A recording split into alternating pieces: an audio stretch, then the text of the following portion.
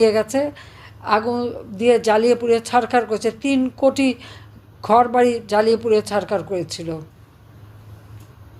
এমনও গ্রাম আছে যেখানে শুধু বিধবাই ছিল, কোনো পুরুষ ছিল না। যে সমস্ত নারীদেরকে ক্যাম্পে রেখে দিনের পর দিন পাশবিক অত্যাচার করে, অনেকে সুইসাইড করেছিল বলে তাদের কাপড়টা পর্যন্ত পরতে দিত না। তাদেরকে যখন উদ্ধার করা হয়, কি দুর্বিষহ অবস্থা তাদের।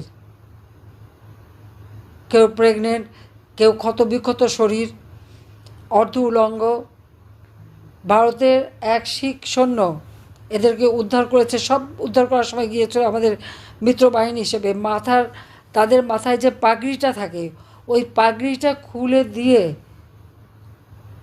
সেই আর ওই আইসিটিতে আমাদের বিচার করে যে আমি নাকি কি কোর্ট অবমাননা করেছে। কি অবমাননা করেছে আমার বিরুদ্ধে ওই সময়